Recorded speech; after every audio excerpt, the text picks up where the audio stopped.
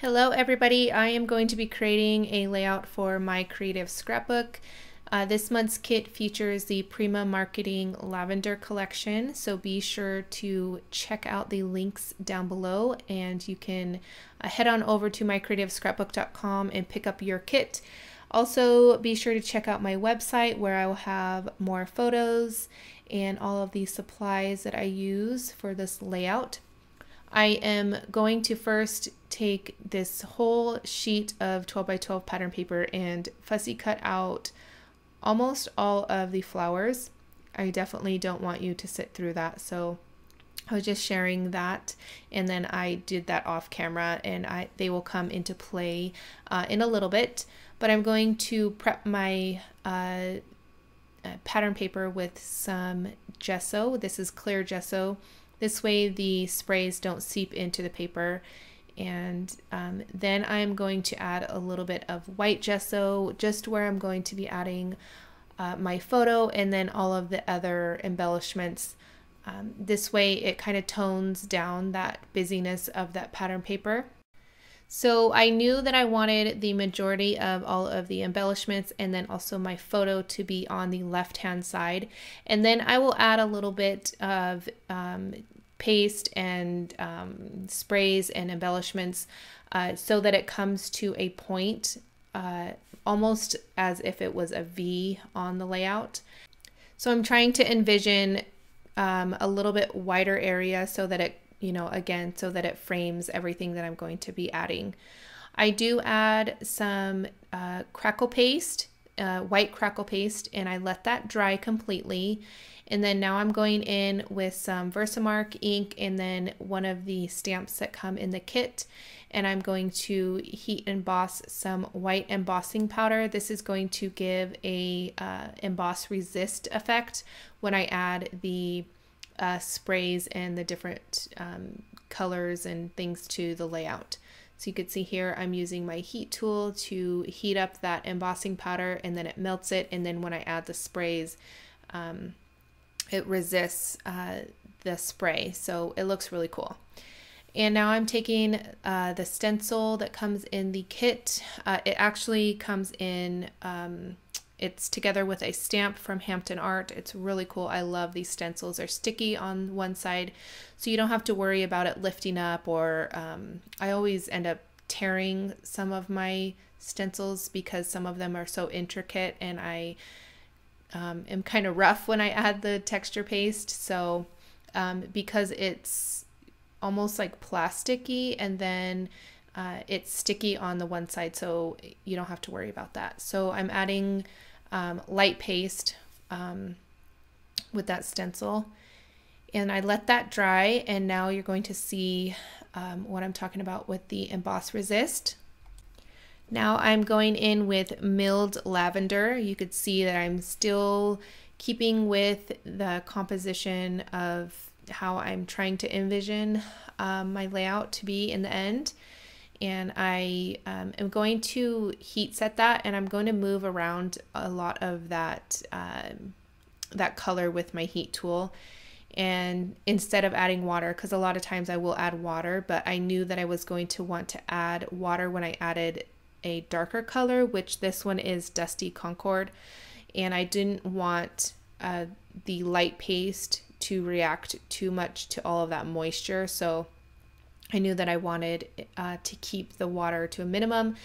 So I am adding that color there, the Dusty Concord, and then now I am going in with a little bit of that water, and then I'm going to tilt the paper back and forth and side to side just to move around all of that color. And then now I'm going in with the heat tool to move it around a little bit, and this way it helps it dry a little bit faster, so that light paste, so the spray doesn't absorb into that light paste. And I felt it needed a little bit more of the lighter color, so that's what I'm adding there, which is the milled lavender, which honestly is probably one of my favorite colors right now. And now I'm just going to go in and cut down some of the 4x6 note cards that come in the kit, and I'm going to add my photo to that. And I ripped one of them, the note cards, just so that I can put behind the layout, just to give a little bit more interest. And here you're going to see me adding some of the flowers that I cut out from the paper. And I popped some of them up with some foam adhesive, and then my glue of choice is Fabri-tac. I love it. It holds very well, and then it also allows you to have a little bit of playroom. I used to use hot glue all the time, but then after a while I found that I liked Fabri-tac more, because I like to take things off and move them around, and Fabri-tac allows you to do that. So now I'm adding some of the flowers. These flowers come in the kit, and they are really gorgeous. The bigger one has some of the pattern paper on it, and I love that Prima does that. It just makes it so easy when you're trying to coordinate things and coordinate embellishments with your pattern paper and layouts and projects. So I'm just going to continue to add all of these fussy cut flowers to my layout, and I'm trying to frame the photo with them. So the focal point is going to be the photo, and then just kind of all of those flowers around the photo.